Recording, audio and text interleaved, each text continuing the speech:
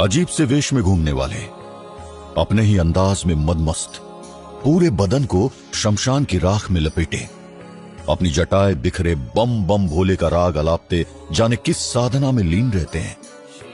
अघोरियों के बारे में जितना सुना उतना देखा नहीं था कभी। देखता भी कैसे है, वे बाकी सारे साधुओं बाबाओं की तरह आम लोगों के बीच आते ही नहीं है। इसलिए मन में एक उत्सुकता थी अघोरियों के बारे में जानने की, उनकी साधना के अजीबोगरीब तरीके को समझने की। आखिर क्यों उन्होंने भगवान शिव की भक्ति के लिए अघोरी होने का फैसला किया होगा? कौन होते हैं ये लोग जो अघोरी बनकर हम जैसे आम लोगों से अलग हो जाते हैं? ऐसे ही तमाम सवालों को मन में लिए मैं अपनी मित्र मंडली के साथ बनारस जा पहुंचा। बनारस जो प्रसिद्ध है अघोरियों की मसान होली के लिए, जो चिताओं की भस्म से खेली जाती है। मणिकर्णिका घाट के आसपास कितने ही लोग इस मसान होली को देखने के लिए इकट्ठे हुए थे। यहां तक कि मीडिया भी मौजूद थी। ढोल नगाड़ों की आवाज कहीं दूर से आते हुए पूरे वातावरण में घुलती जा रही थी।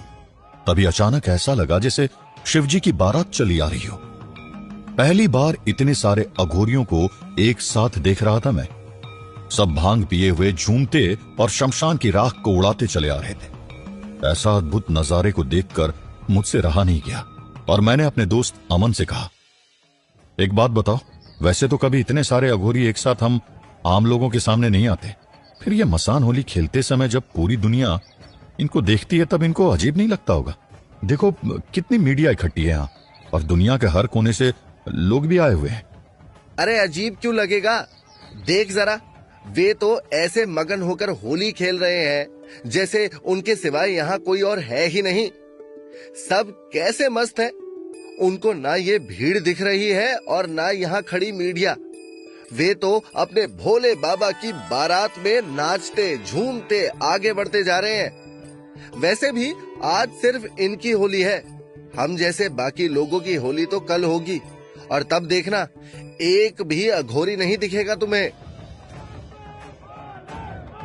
जब अघोरियों की उस टोली को अपने सामने से निकलते देखा तो मेरी आंखें आश्चर्य से खुली रह गई।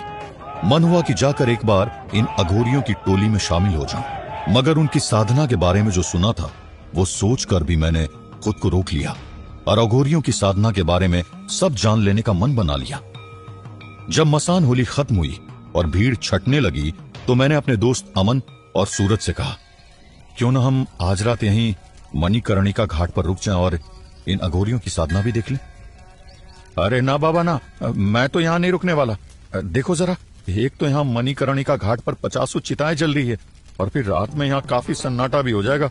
दूसरी बात, अगर किसी अघोरी ने हमें यहाँ देख लिया तो लेने के देने पड़ जाएंगे भाई।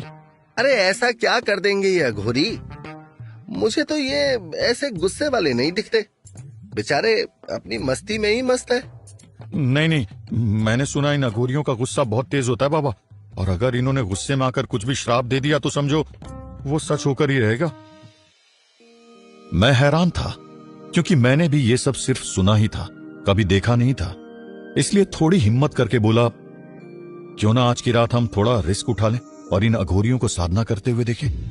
मेरे और अमन के कहने पर सूरज को भी हमारी बात माननी पड़ी और हम लोगों ने फैसला किया मणिकर्णिका घाट से कुछ दूरी पर एक दुकान के शटर के पीछे छुपने का।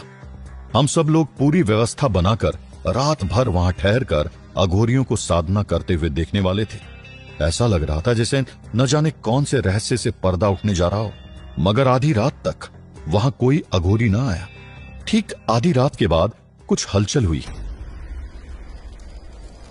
और हमने देखा 3-4 अघोरी मणिकर्णिका घाट पर आए और अलग अलग चिताओं के पास पहुंच गए। उनको देखकर साफ लग रहा था कि उनके झुंड में कोई नया अघोरी शामिल हुआ है जिसे वो अपनी साधना की प्रक्रिया समझा रहे थे। तू बिल्कुल सही समय पर साधना का हिस्सा बनने के लिए आया है। आज बहुत ही पावन दिन है। चल उठा ले कपाल और उसे अपना पात्र बना ले। देख, हम सबके पास अपना अपना पात्र है जो अघोर क्रियाओं के लिए तो आवश्यक है ही, हम अघोरियों के भोजन पानी के लिए भी पात्र का काम करता है। उस सीनियर अघोरी की बात सुनकर नए अघोरी ने एक शांत हो चली चिता से एक मानव खोपड़ी उठा ली और फिर शुरू हुई उनकी अघोर क्रिया। मैं आंखें फाड़े सब कुछ देख रहा था। उन अघोरियों ने नए अघोरी को एक चिता में से लकड़ी नुमा चीज उठाकर दी। गौर से देखने पर पता चला वो किसी मरे हुए आदमी की हाथ की हड्डी थी। उससे उन्होंने शमशान के बीचों बीच एक घेरा बनाया और नए अघोरी को उसमें बैठने के लिए कहा। नया अघोरी बिना कोई सवाल किए चुपचाप उसमें बैठ गया।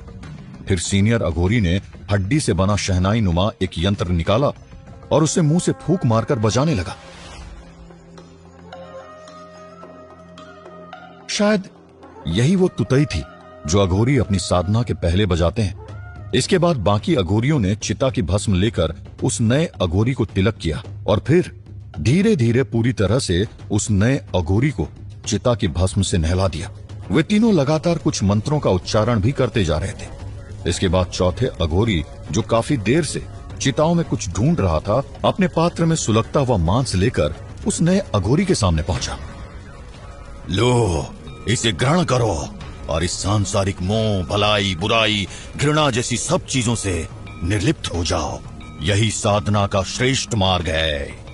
इसके आगे का दृश्य देखना मेरे लिए मुमकिन ही नहीं था, मगर हां, इस बात पर यकीन हो गया था कि अघोरियों की साधना और उनका तरीका इतना अलग है कि हम जैसे आम लोगों के लिए उसे समझना आसान नहीं।